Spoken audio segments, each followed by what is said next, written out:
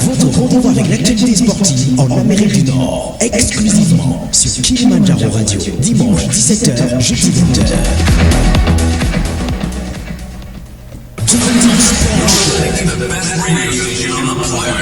Votre rendez-vous avec l'actualité sportive en Amérique du Nord, exclusivement sur Kilimandjaro Radio, dimanche 17h, jeudi 20h.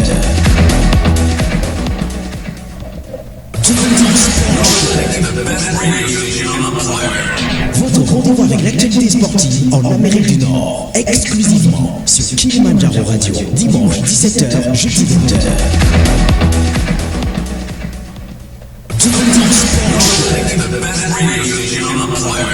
Votre rendez-vous avec l'actualité sportive en Amérique du Nord, exclusivement sur Kilimandjaro Radio, dimanche 17h, jeudi 20h.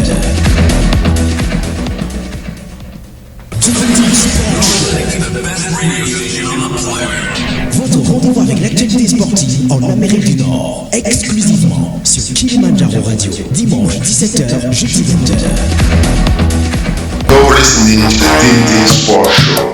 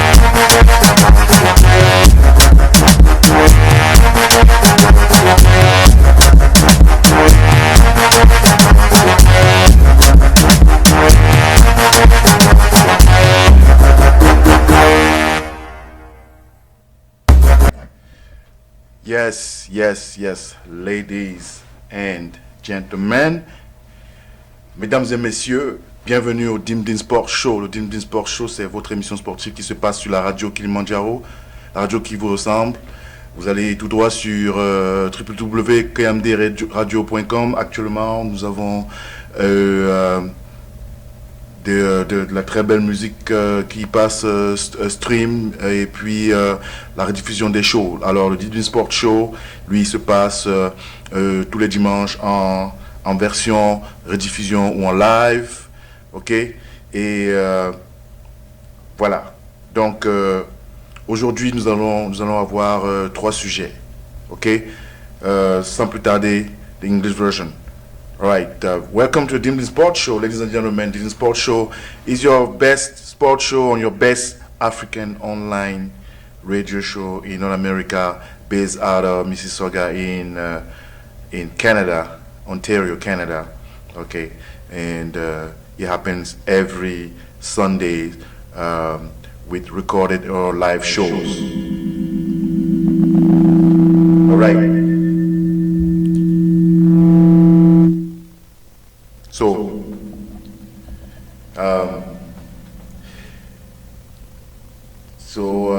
First, we're going to talk about the AFCON 2021 that happens in Cameroon. And we're going to talk about the NBA, all the NBA trade before the trade deadline. And we're going to talk about, of course, the Super Bowl, the NFL playoff that happened. All right? So, mesdames et messieurs, bienvenue au DimDim Sport Show et bienvenue à cette chronique de la CAN. On va faire l'analyse de la CAN 2021 qui vient de se passer au Cameroun et qui a été remporté par qui d'autre que le Sénégal.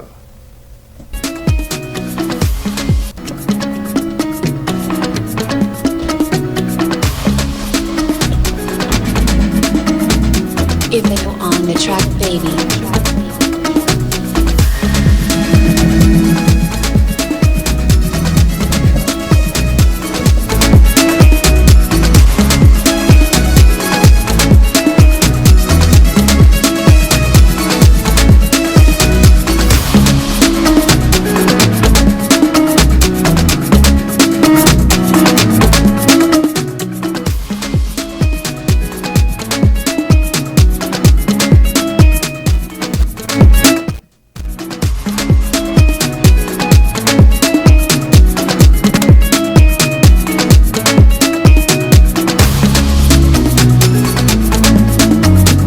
If they were on the track, baby. If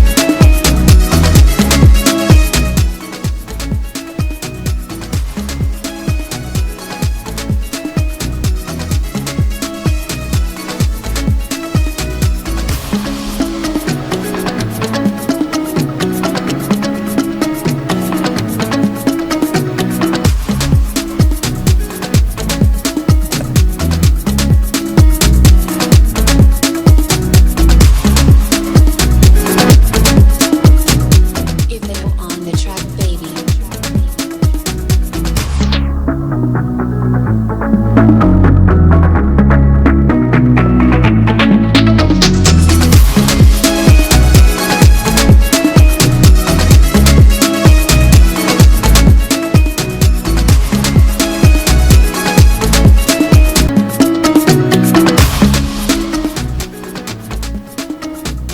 If they were on the track, baby.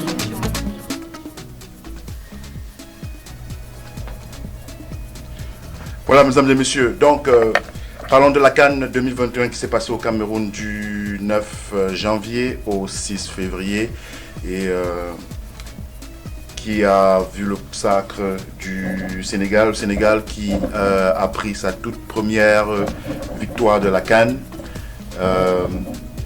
avec une victoire sur tir de penalty face au meilleur champion d'Afrique, l'Égypte, les pharaons d'Égypte. Voilà. Donc, cette CAN en fait a fait beaucoup de bruit, beaucoup de bouquins. C'est-à-dire que au départ, le Cameroun devait organiser la CAN en 2019. Malheureusement, il y a eu ce qui a été appelé au Cameroun un glissement de date. Le Cameroun n'était pas prêt. On se demandait si le Cameroun serait prêt. C'est la première fois qu'un pays d'Afrique devait organiser une CAN à 24. Et le Cameroun devait construire des stades, notamment 2 nouveaux stades, et réfectionner d'autres stades. Donc, disons 3 nouveaux stades, parce qu'il y a eu le stade de Bafoussam, le stade à Douala de Japoma et le stade d'Olembe, périphérique de Yaoundé. Réfection du stade de Garoua, réfection du stade Enfandena à Yaoundé, Amadou Ahidjo, et bien sûr le stade de Limbe qui a déjà accueilli la CAN féminine. Donc, le Cameroun n'était pas prêt et l'organisation a été déférée à l'Égypte. L'Égypte qui a organisé donc la première CAN à 24 et malheureusement qui n'a pas pu gagner. Ça a été remporté par l'Algérie, justement en finale avec le Sénégal. Une finale assez insipide, pas pas beaucoup de buts et petite marge de 1-0. Voilà. Le glissement de date avait donc prévu 2021, mais entre-temps, depuis 2020, comme vous le savez, la Covid-19 est arrivée en début 2020 et une pandémie qui a secoué le monde entier. Donc, on se demandait donc si cette CAN devrait vraiment arriver. Non seulement ça, mais aussi on se demandait si le Cameroun serait prêt. Voilà, aussi. Ils ont eu quand même 2 ans. Donc, mais de toute façon, ça a été décidé. La CAF a vérifié les choses et le Cameroun était donc prêt pour la CAN 2021. Ok. Cette CAN devait se passer en 2021, mais elle a été repoussée en janvier 2022, toujours à cause des problèmes de pandémie. Mais en plus de ça, la CAN a toujours failli être, disons même annulée. On a même parlé de la ramener au Qatar. Plein de choses se sont passées en arrière. Donc, notamment les clubs européens qui ne voulaient pas libérer les joueurs africains, avec bien sûr le consentement de la CAF. La première date, le 27 décembre, était celle arrêtée pour que les joueurs puissent être libérés dans leur club, mais la CAF et la FIFA et les clubs européens ont reporté ça au 3 janvier, si je ne me trompe, qui était très très très proche du commencement de la CAN, qui était, bien sûr, comme vous le savez, le 9 janvier, le match d'ouverture entre le Cameroun et le Burkina Faso. Non seulement ça, il y avait la pression des Occidentaux d'annuler la CAN pour des raisons de Covid. Mais non seulement ça, mais la vraie raison, c'est que beaucoup se disaient que oui, en période de pandémie, la pandémie n'est pas très très bien gérée en Afrique. Tous ces joueurs, ils vont ramener la Covid en Europe et tout ça. Mais les choses se sont négociées, notamment entre le gouvernement camerounais et la CAF, pour que tout se passe. Donc, ce fut déjà une première victoire pour le Cameroun, qu'on puisse déjà organiser la CAN. Voilà. Donc, parlant de la CAN en elle-même,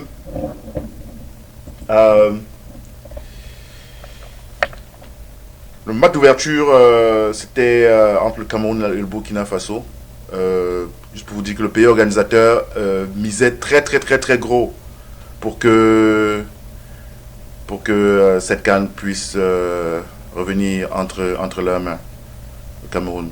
Dans la poule, une poule qui n'était pas si difficile, qui n'était pas difficile du tout en fait, normalement pour ce qu'on connaît du Cameroun, mais avec une équipe assez coriace et très très très joueuse qui est le Burkina Faso. Donc d'ailleurs vous avez vu le match d'ouverture, le Burkina Faso a ouvert la marque et le Cameroun a égalisé et passé deuxième but par des tirs au but, des pénaltys.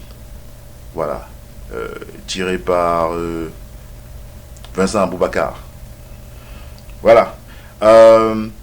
Donc, nous allons suivre les parcours du champion, du Cameroun et de l'Égypte, qui sont vraiment les 3 équipes qui ont beaucoup fait parler, notamment le Sénégal avec Sadio Mané, un des meilleurs joueurs africains en Europe, l'Égypte avec Mohamed Salah, un des meilleurs joueurs africains en Europe, le Cameroun, le pays organisateur bien sûr, ok, qui en fait, dont la fédération justement vient d'être prise par un ancien lion indomptable, le valeureux Samuel Eto'o, l'un des meilleurs joueurs africains, sinon le meilleur en ce moment de la décennie. Donc il a donc pris la Fédération camerounaise de football et on peut dire qu'il a été un acteur très très important pour la négoce, pour que la CAN puisse se passer au Cameroun. Voilà. Donc, on va vous dire que si on suit le parcours, par exemple, du Cameroun, le Cameroun a une poule pas difficile. Mais bon, ils sont passés. Ils ont fait justement un match nul contre Cap-Vert. Juste à vous noter que avec cette CAN, il n'y avait vraiment pas beaucoup de petites équipes. Des petites équipes qu'on pensait être des petites équipes historiquement ont bien joué. Alors ça c'est pas à négliger. Il faudrait le savoir. Le Sénégal aussi n'a pas eu un parcours super difficile, hein. Le Sénégal était dans une poule où il y avait la Guinée, la Sierra Leone. Voilà. Donc, c'est peut-être pas une poule, vous voyez, trop compliquée. Et d'ailleurs, le Sénégal n'a pas commencé très bien. Ils sont montés en puissance, je dirais même en demi-finale, même pas en huitième ou en quart de finale. Hein? Donc, ils avaient le Malawi, ils avaient autant pour moi, pas la Sierra Leone. Ils avaient la Guinée, ils avaient le Malawi, ils avaient le Zimbabwe dans leur groupe. Voilà.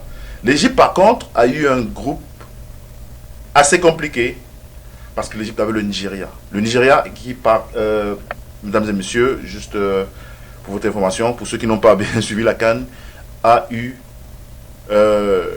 fut une des plus grandes déceptions de la CAN. Ils ont eu un parcours impeccable en groupe. Ils ont gagné tous leurs matchs. Voilà, ils ont battu l'Égypte 1-0. Ils ont battu le Soudan, ils ont battu la Guinée-Bissau. Voilà les membres du groupe. Mais en huitième de finale, ils ont été éliminés par la Tunisie. Une autre surprise, c'est le Ghana, qui historiquement est un grand club, qui n'a même pas pu être qualifié pour les huitièmes de finale. Ouais. Voilà. Donc l'Égypte, dans ce groupe, n'a pas particulièrement brillé, hein, ni Mohamed Salah lui-même. Hein. Mais il a été le sauveur de leur équipe, bien sûr, mais vu les performances de l'Égypte, voilà, une défaite contre le Nigeria, d'abord, d'entrée, une victoire par un petit 1-0 contre le Soudan, et c'est ça quoi. Donc le Sénégal non plus. Un match nul vierge contre la Guinée, 0-0.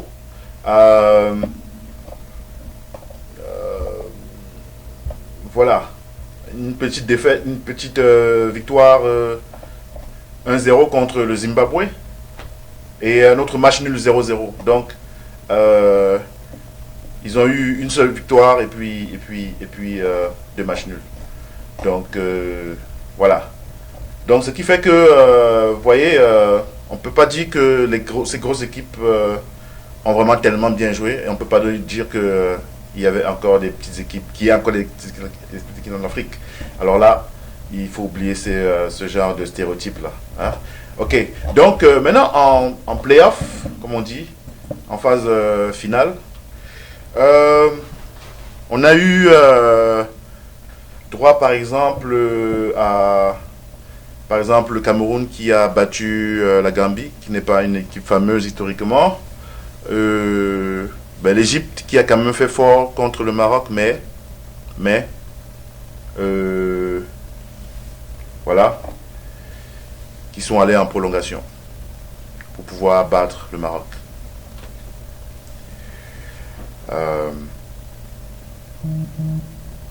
Voilà.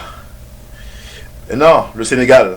Le Sénégal a dû passer par le Cap-Vert, qui n'est pas fameux, la Guinée équatoriale, ils ont battu la Guinée équatoriale 3-1, et le Burkina. Le Burkina qui est quand même costaud, mais n'est pas historiquement, vous savez, une grande nation de football, n'est pas parmi les 5 grandes nations de football d'Afrique.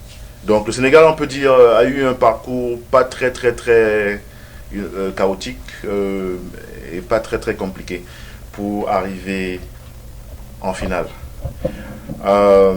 C'est ça. Dans l'Égypte, par contre, on peut dire, elle a souffert, mais l'Égypte est supposée être les meilleurs d'Afrique. Ils ont 7 titres, voilà. Donc, voilà. Ils ont éliminé le Maroc. Ils ont d'abord éliminé la Côte d'Ivoire par le tir au but en 8e de finale. Une Côte d'Ivoire aussi qui, on peut dire, n'a pas démérité parce qu'ils ont perdu au tir au but. Mais ils ont éliminé les champions en titre, l'Algérie. Voilà. La Côte d'Ivoire est toujours à tous les tournois, est toujours cité parmi les favoris à cause de leur arsenal de joueurs qui jouent en Europe. Mais voilà, ils ont perdu contre l'Égypte au tir au but en 8e de finale. Voilà, l'Égypte maintenant qui a rencontré le Cameroun en demi-finale. Voilà. Et on a eu une séance de tir au but assez catastrophique pour le Cameroun. Avec plein de petits divers, avec le gardien notamment, qui en fait est le deuxième gardien, qui est le gardien remplaçant, qui avait une bouteille avec des noms de tireurs et tout. On dirait que c'était prémédité de savoir de quel côté aller. On se souvient que aussi le gardien anglais à l'Euro 2020 utilisait cette technique et a même pu arrêter beaucoup de tirs d'Italiens. Mais par contre, ces tireurs, un peu comme le Cameroun, n'étaient pas très expérimentés et n'ont pas pu faire basculer la balance. Donc, voilà. Notamment, cette CAN aussi a eu des controverses, notamment la controverse Covid, qui peut arriver inévitablement, qui arrive dans beaucoup de ligues à cette période de pandémie, avec le Cameroun qui devait jouer contre les Comores au 8e de finale. Donc, les Comoriens ont eu 12 cas de Covid, parmi lesquels tous les gardiens. Et voilà. Un des gardiens, il a été déclaré négatif à quelques heures du match. Mais le règlement de la CAF ne pouvait pas accepter qu'il joue. Donc, ce qui s'est passé, c'est qu'un joueur de champ a dû faire office de gardien. On a vu on voyait même son maillot qui a été rafistolé. On voyait l'ancien numéro du gardien et son numéro qui a été rafistolé, floqué au-dessus. Voilà. Et en plus de ça, ils ont eu un carton rouge en début de match, 6e minute.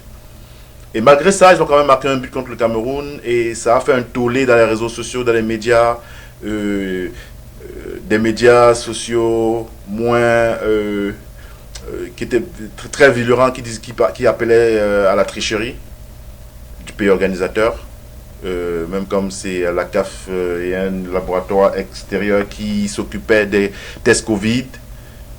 Voilà, donc on a appelé Cameroun à la tricherie, pas d'attaque, le Cameroun ne vaut rien, ils n'avaient pas besoin de ça, regardez comment ils jouent contre les Comores et tout. Bon, il fallait suivre les protocoles de la CAF et voilà ce qui s'est passé. Ce qui a fait qu'il y avait plus de sympathie pour le Cameroun. On a vu sur les réseaux sociaux des affrontements entre pays. Bon, on ne va pas revenir dessus, on en a parlé déjà sur plusieurs émissions. Donc, auparavant, voilà. Donc, le Cameroun est quand même passé en demi-finale, battu par l'Égypte, et tout le monde, beaucoup étaient contents. Voilà. Le Sénégal a battu le Burkina Faso et la finale aussi s'est soldée par les tirs au but. Et on a vu l'Égypte enfin perdre au tir au but dans cette CAN 2021. Le Cameroun aussi qui a fait figure d'honneur en battant le Burkina Faso au tir au but. Juste vous rappeler que le Cameroun a mis une équipe réserve, disons, pas une équipe réserve, mais beaucoup de remplaçants d'entrée de jeu. Donc, on pourrait dire l'équipe B. Et Burkina a mené le Cameroun 3-0. Oh, ça a parlé dans tous les médias, réseaux sociaux. Voilà. l'équipe ne vaut rien, patati patata. Et deuxième mi-temps, on a fait rentrer Vincent Aboubakar, on a fait rentrer Toko Ekambi. Et voilà, Vincent Aboubakar, il a marqué 2 buts. Le Cameroun est revenu à la marque et ils sont passés au tir au but. Et ils ont eu des tirs au but parfaits. Ils ont pris la 3e place. Et tout le monde était content. Notamment aussi, on devra souligner un point noir lors de cette CAN. C'était lors d'une bousculade, il y a eu 8 morts et plusieurs blessés. Donc, paix aux âmes des décédés et des condoléances aux familles éprouvées. Voilà, c'est des choses qui arrivent quand il y a la passion des foules. Et d'ailleurs, le stade Olembe a été suspendu pour quelques matchs. Et puis le rapport de sécurité est sorti. Et puis voilà, il a été réhabilité pour pouvoir faire jouer la finale. D'autres petites intrigues aussi au niveau de l'ouverture, où on a vu Fali Poupa faire l'ouverture à l'intérieur du Cameroun. Ça a fait du tollé parce que beaucoup estimaient qu'il fallait donc faire performer les artistes camerounais. Mais on a vu une cérémonie de clôture vraiment superbe aussi. Et là, on a vu plusieurs artistes camerounais performer, tout de quoi faire taire voilà, les traqueurs de cette CAN. Mais en plus de ça, à la fin, ça s'est bien passé. Il y a eu aussi des petits divers sur l'état des pelouses, voilà, notamment la pelouse du stade de Diapoma, qui est une nouvelle pelouse. Mais à part ça, tout s'est bien passé. D'ailleurs, un rapport de la direction de communication de la CAF a été rendu public. Et d'après cela, vous voyez, TikTok était un partenaire de la CAN.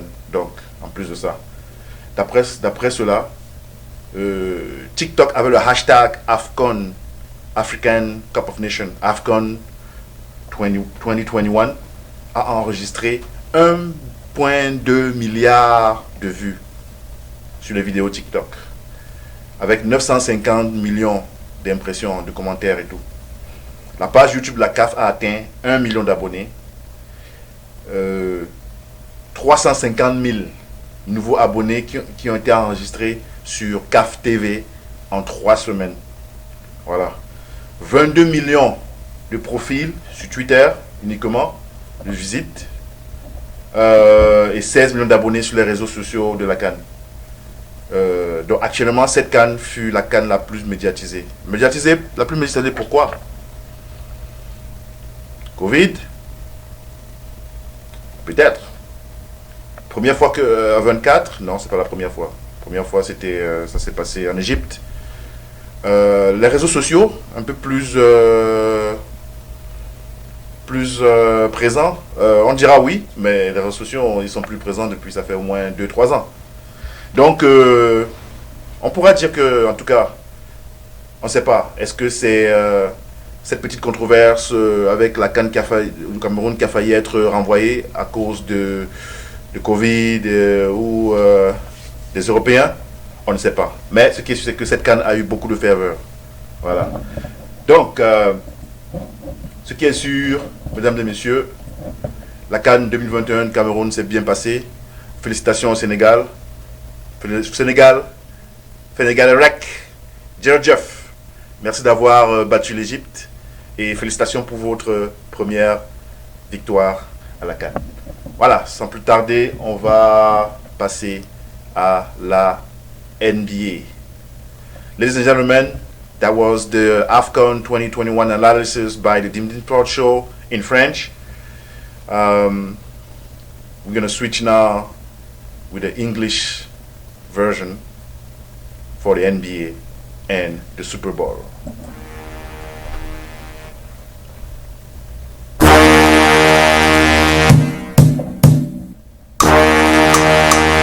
Power music, bitch.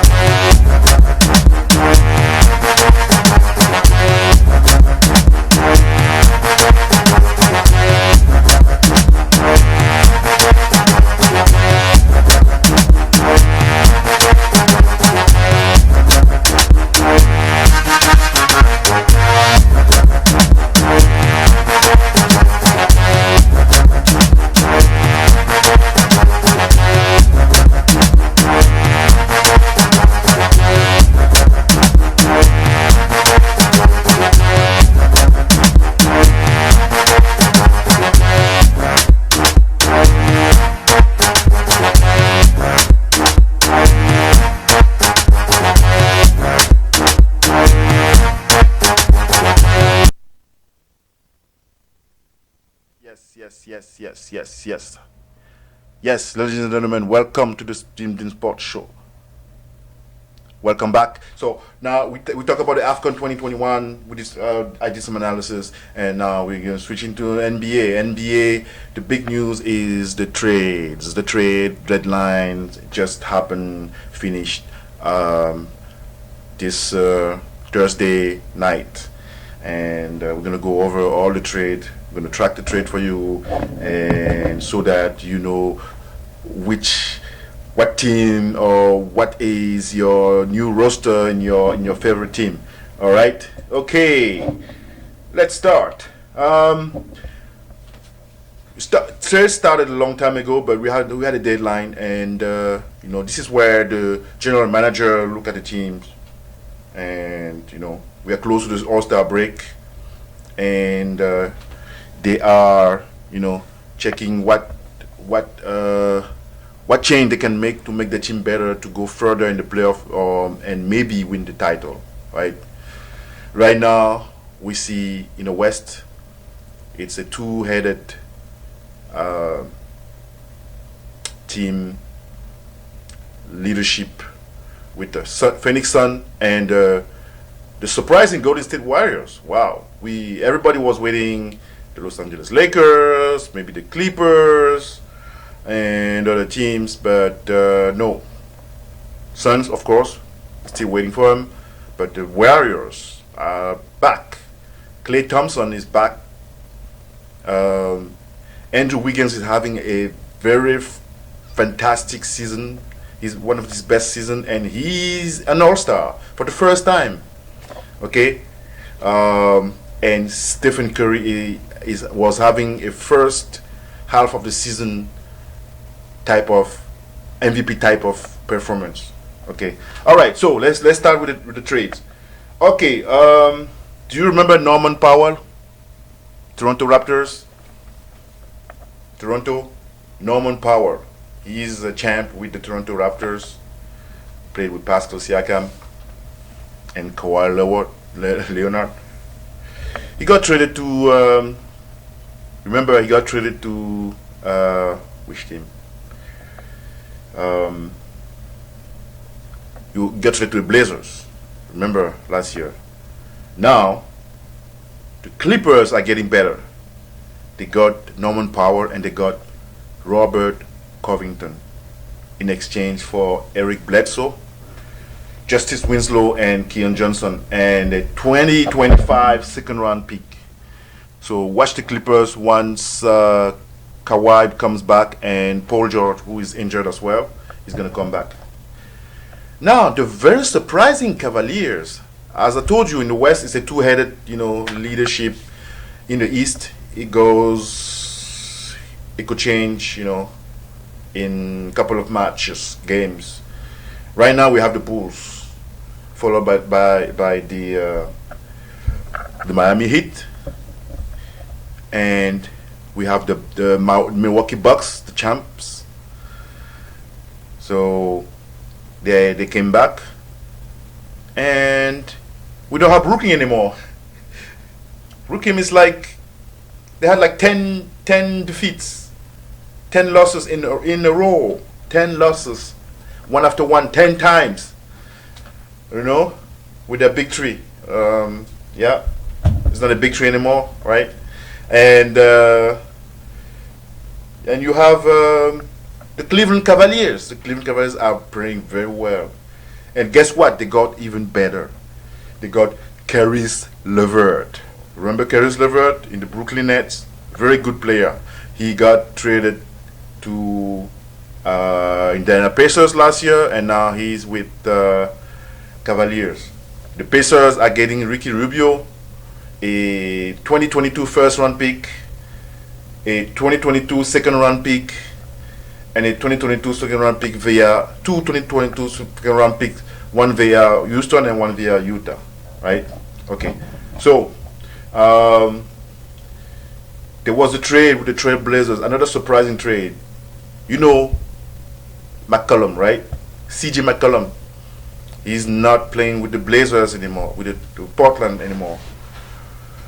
He left number 0, Damian Lillard. So he's going to the Pelicans, New Orleans. So New Orleans is getting better. They got CJ McCollum, they got Larry Nance Jr. and Tony Snell. Not too bad. And they sent Josh Hart, Nika Alexander Walker, Tomas Satoransky, Didi Luzada to the Blazers. Sounds like the Blazers are rebuilding. I don't know how that feels with Damian Lillard, but this sounds like maybe next year we're not going to see Lillard with the Blazers. Anyways, this is my rumor, okay? So, and couple of first round they got. Okay, the Kings and the Pacers. The Pacers got Buddy Hield, Tristan Thompson, Mr. Kardashian, and Tyrese Halliburton. These are three good players. I mean, average and good. So the Pacers got them, traded from the Kings, and the Kings are getting Sabonis. Wow. Justin Holiday, Jeremy Lamb. I think the Kings are getting better. All right. Pacers, not too bad. The Thunder and the Heat, Miami and Oklahoma City. Miami got a second round pick, and they sent KZ Okpala to the Thunder. Probably a fellow African Niger boy. All right. Now the Utah Jazz. They got Alexander Walker via Portland and Hernan Gomez. Not too bad. And the Blazers get Joe Ingles. Poor guy. He was emotional a little bit. Alright. Because he got injured. He got a season-ending injury, and he got traded. Business has no feelings. Alright, so Joe Ingles is going to the Blazers, Elijah Hughes as well. And the Spurs are getting Satoransky via Portland and a second round pick. The Magic, Orlando, is getting Ball. Wow. PJ Dozier. Right? And the Celtics are getting second round picks. Oh, the Raptors finally sent Goran Dragic. He didn't want to play at first. So And they got Thaddeus Young. We'll wait. We'll see. Go Toronto. Thaddeus Young, Drew Eubanks, and a second round pick. And the Spurs are getting Goran Dragic. Alright. The Suns are getting Aaron Holiday. And the Wizards are sending Montreal Harrells to the Hornets. Interesting. There was another kind of trade that landed Serge Ibaka playing with Giannis Antetokounmpo for the Bucks. I feel like it's gonna be a very, very, very tough team to beat. They might be champions again. We'll see. Go Serge. The Clippers are getting Ronnie Hood, Ojele from Milwaukee, and Marin Kocic. Right? And the Kings are getting DiVincenzo. Wow. Josh Jackson, Trey Lyles. Okay. The Celtics got rid of Dennis Schroeder. Poor Dennis Schroeder. Anyways. And they're getting back Daniel Tice from the Houston Rockets. So Dennis Schroeder, Ennis Freedom, and Bruno Fernando are going to the Rockets. Another surprising trade, Porzingis got traded to the Wizards. And the Wizards got Spencer Dinwiddie and David Bertans. That's not too bad. By the way, Dallas is balling. They're playing so well. Like, Magic Doncic he's going to be an MVP in this league, that's for sure. And now, ladies and gentlemen, the trade that everybody was waiting. Ben Simmons. What was Ben Simmons doing? He hasn't played since the beginning of, he hasn't played since. All the controversies, all the talks about what he can do, what he doesn't do, what he's not, his mental preparation, right? So he was put aside. And James Harden. So basically, you guys know James Harden is going to Philadelphia. Why? Because the Philadelphia general manager was also the Houston Rockets general manager, where James Harden played, and he had a good time with him. So the guy left for the general manager, left for the Sixers, and once he left, Harden was not happy. He decided to go to the Nets to form the Big Three. And the Big Three is becoming now, like you see in the social network, a big 2.5, because you know that Kyrie Irving, because of his vaccination status, he cannot play in New York, so he's playing only, on the road games. So Brooklyn was balling first, in the first 10, 20 games, and then they started plummeting, losing 10 games, like I said earlier. So James Harden and Paul Millsap are going to join Joel Embiid. Is it going to work? Let me know. Let me know on my social networks, on the DimDim Show Facebook page, on my personal page, on the YouTube, and all that. This show is broadcasted on YouTube and Facebook, that's for sure. And the Nets are getting Ben Simmons and Seth Curry. That one, that's a surprise to me. That's surprising to me that the Sixers were willing to let Seth Curry leave, and Andre Drummond. That's going to be interesting now. People don't know how James Harden is going to mesh with Joel Embiid, and people don't know what's going to happen with Ben Simmons playing. Is he going to all of a sudden shoot free throws? Is he going to all of a sudden just shoot 3 points, 2 points, right? We're going to see. Anyway, he's a hell of a defender, so he's gonna help him in defense, right? All right. Now, in the NBA, we have the All-Star game coming up, February 20. The events are starting on Friday 19, Friday 18, Saturday 19, and Sunday 20 is the big game. Yeah.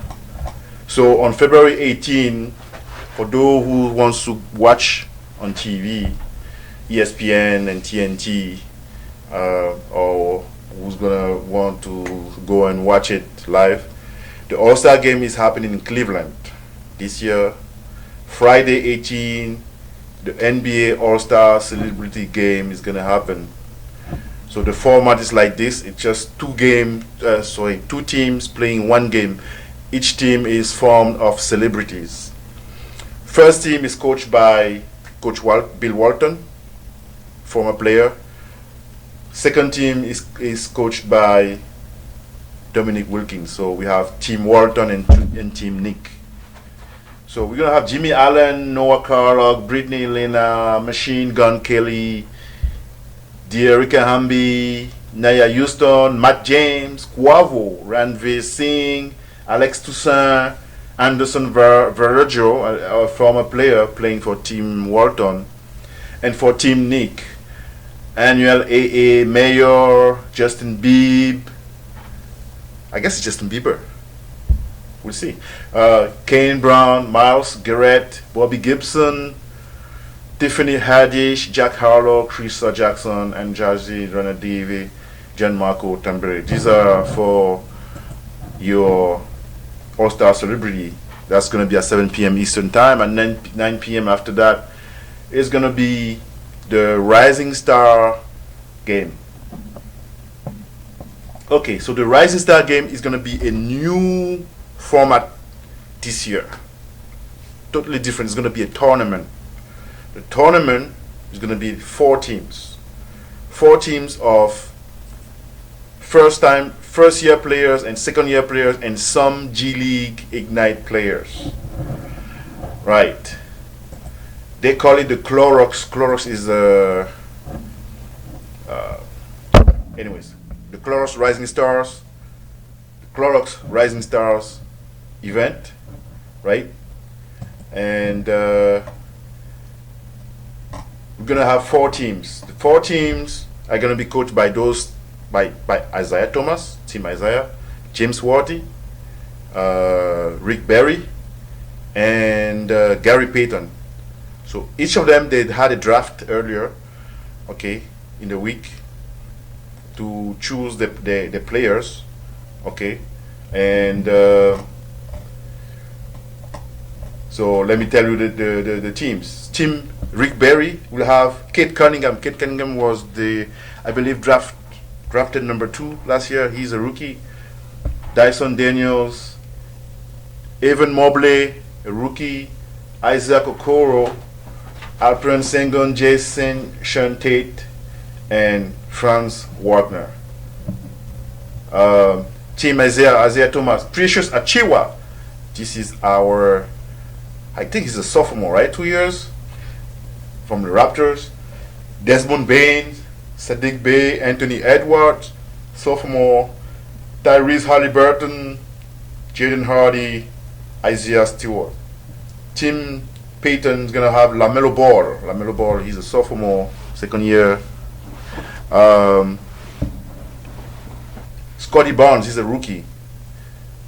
Ayo Donsumu, a rookie. Scoot Henderson, Jaden McDaniels, Davion Mitchell. Team James Wardy, gonna have Cole Anthony, pretty good. Martin Beauchamp, George Giddey, Jalen Green from Houston, Herbert Jones, Tyrese Maxey from the Sixers, and Jalen Suggs. So they're gonna get them to play 2 games, like one team A versus Team B, Team C versus Team D, and then they're gonna play the final game, right? And the final game is gonna be, of course, whoever wins it. In the meantime, there's gonna be a new Clorox clutch challenge. So basically what it is that there's 4 teams of 2 players. So 4 teams of 2, they are gonna compete shooting, it's just a little bit like the other competition, but a little bit different. It's just shooting. There's 5 iconic spots on the field from where they have to shoot. The iconic spots, what are they? These are famous shots that were taken by famous player for clutch moment. Like the Ray Allen shot, in Miami when they almost got eliminated and he rescued them. He's going to be on the corner, right? Going to be on the right corner for the 3 points. So they have to shoot there. The Reggie Miller from the right wing, you remember the clutch 3-point shot by Reggie Miller on the right wing, on the right side, turn around and shot. Yeah, they're going to have to shoot from there as well.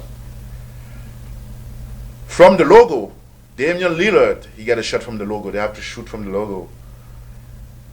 The baby hook, Mitch Johnson, he got a baby hook from almost the free throw line, so they're gonna have to do that. And the Charles Barkley from top of the key 3 points, they're gonna have to do that. So these are the 5 spots. So the teams are gonna go like that. They're gonna have a clock, 1 minute 30 countdown, and they're gonna try to score from those 5 spots as quick as possible. So the first team, they're gonna register their time, and then the next team is gonna shoot according to that time, right? And so on, right? So the 4 teams are, the 4 pairs are Desmond Bain and Tyrese Halliburton, Scotty Barnes and Chris Duarte, Josh Giddey and Evan Mobley, and 2 G-League guys, Michael Foster and Fanbo Zing. Yeah. So this is the new thing in the Rising Star event. So it's gonna be more interesting now, right? We're gonna have a lot to watch on TV now, right? So just stay tuned on your TV. Okay, Saturday 19. You're gonna see the NBA All-Star practice, right? It's televised. You're gonna see there's a game between 2 university, Morgan State versus Howard University. It's a kind of classic between those 2. 8 p.m. you're gonna see the skills challenge. That's the one I was looking for. The one. And the skills challenge has a new format. I'm gonna tell you about that. We have the 3-point contest and the slam dunk. All right. So the Taco Bell skill challenge is gonna be formed by 3 teams, and the teams are as is: the Cavs with Jared Allen, Darius Garland, and Evan Mobley. So that's one team. The Antetokounmpos, these are the Antetokounmpo's brothers. The 2 brothers that are playing for the Bucks, Giannis, that you know, and Thanasis. And the other young Antetokounmpo playing for the Raptors G League team, Raptors 905, Alex. And the rookies, gonna be Scott Barnes, Kate Cunningham, and Josh Giddey. Right. So they're gonna have to do the thing, the same challenge as passing, shooting, and bouncing, passing, stuff like that. Okay. So for the 3-point contest, none of the 3-point contesters are past winners. So we have Desmond Bain from the Grizzlies, Luke Kennard from the Clippers, Zach LaVine from Bulls, CJ McCollum from Portland / New Orleans now, Patty Mills from the Nets, Carl Anthony Towns, the center, wow, from Minnesota, Fred VanVleet from Toronto Raptors, and Trae Young. So guess who's gonna win? So watch it. And the dunk contest, we have 4 guys. We have Jalen Green. We have Cole Anthony. Juwan Toscano Anderson from the Warriors, and Obi Toppin from New York. Obi Toppin did some dunk contests before. Okay. And Sunday, of course, you have the big game. So you want to know who are the teams for the big game? Team LeBron has Giannis Antetokounmpo, Stephen Curry, DeMar DeRozan, Nikola Jokic. So LeBron, Giannis, Stephen Curry, DeMar DeRozan, and Nikola Jokic are going to be the starters. And the reserves going to be Jimmy Butler, Luka Doncic, Darius Garland, James Harden, Donovan Mitchell, Chris Paul, Fred VanVleet. Team Durant, by the way, Kevin Durant is not playing because he's injured. So he's been replaced by Jason Tatum. And in the starting lineup, Jason Tatum is going to play, Joel Embiid is going to play, Ja Morant, Andrew Wiggins, Trae Young. Yeah, that's the starting 5. Then LaMelo Ball, Devin Booker, Rudy Gobert, Draymond Green, Zach LaVine, Chris Middleton, DeJounte Murray, good players now, Karl Anthony Towns. All right, so this is the roster for your NBA All-Star 2022. All right, ladies and gentlemen, done with the NBA. Let's switch to the NBA, to the NFL. The DimDim Sports Show is your best African sports show in the African radio in North America, the best of all.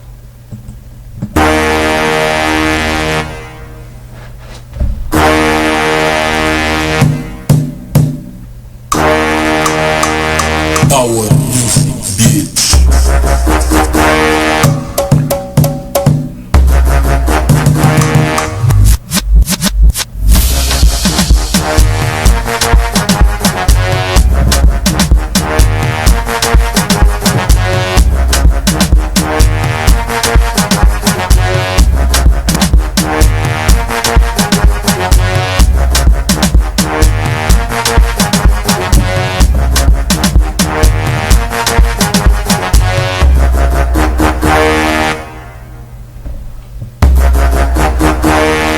Yes, ladies and gentlemen, tomorrow is the Super Bowl. How did we get to the Super Bowl? Who's playing the Super Bowl? How did we get there? This is what we are now on the DimDim Sports Show, right? And the DimDim Sports Show is on for you every Sunday, 5 p.m. Eastern Standard Time, and rediffused, recorded for you for Thursdays, right? Okay. NFL. So who's playing the Super Bowl? The Los Angeles Rams against the Cincinnati. Those two teams were not even the number 1 in their conference. As a matter of fact, they both are number 4 and number 4.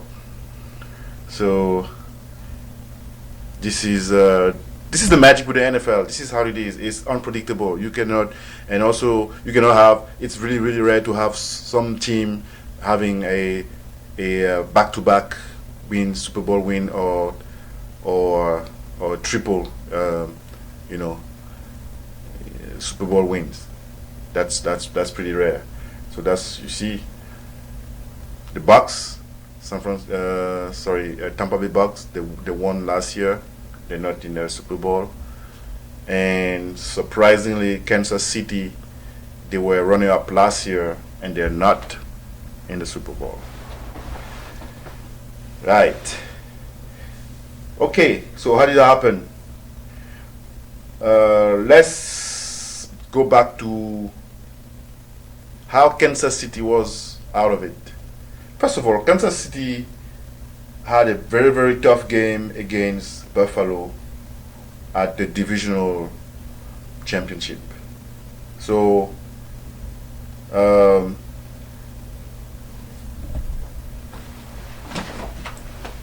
yes, remember the fourth quarter where we were pretty sure that with Josh Allen that the Buffalo Bills are going to win, and then all of a sudden, just a couple of seconds,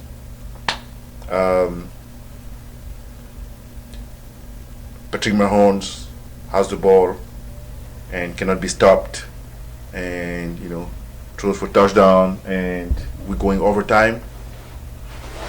And in overtime, what's been told by the media, well, that the only mistake that Josh Allen did was to choose Kell when we tossed the coin for the overtime, and Patrick Mahomes didn't give him any chance. Just went whoop whoop whoop whoop, touchdown, game over. So that's how, in overtime, that's how the Kansas City knocked away the Buffalo Bills. And Cincinnati is also there in the AFC. Cincinnati, very surprising, but very good year though. This is thanks to Burrow, Mr. Burrow.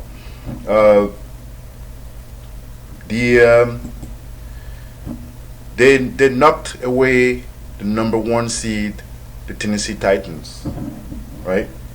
In the AFC. So,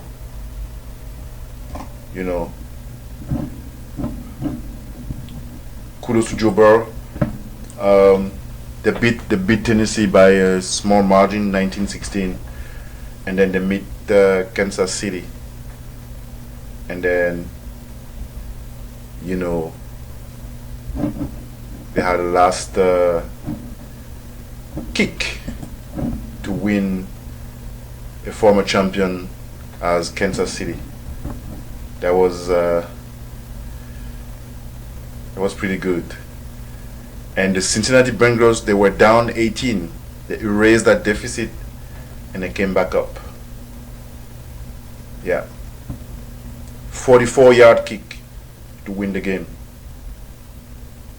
That was pretty good, pretty impressive. Pretty lucky, but pretty good. So that's how Cincinnati got in the Super Bowl, by beating the Kansas City. On the other side, how come Green Bay is not in the Super Bowl? How come Tom Brady, the Buccaneers, is not in the Super Bowl? It's the Los Angeles Rams. The Los Angeles Rams played Tampa Bay. Kudos to Matthew Stafford. He's having a pretty good year with the Rams. And they're leading.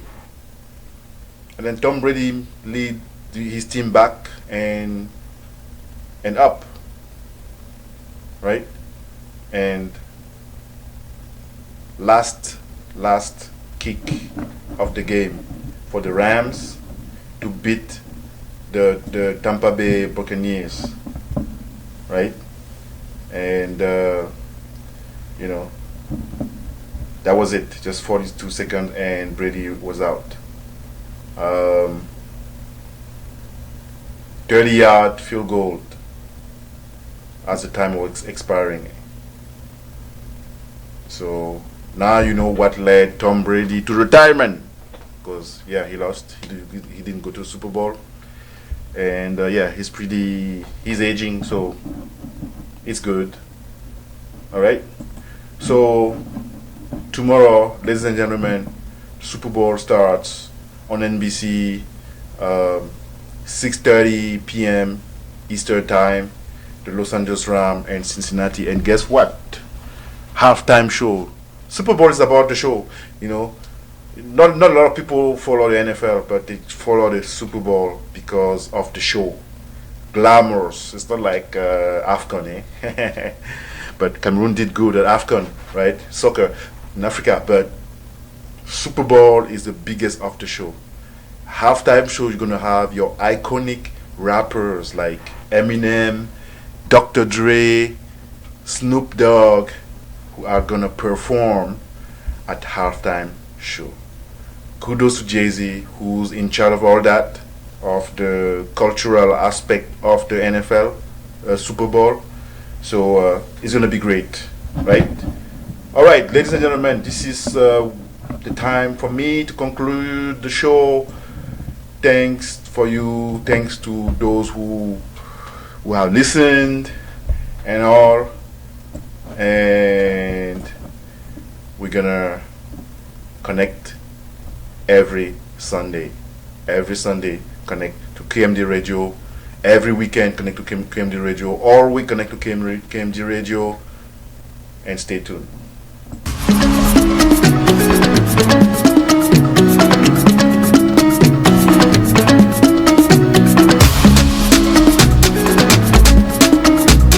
If they were on the track, baby.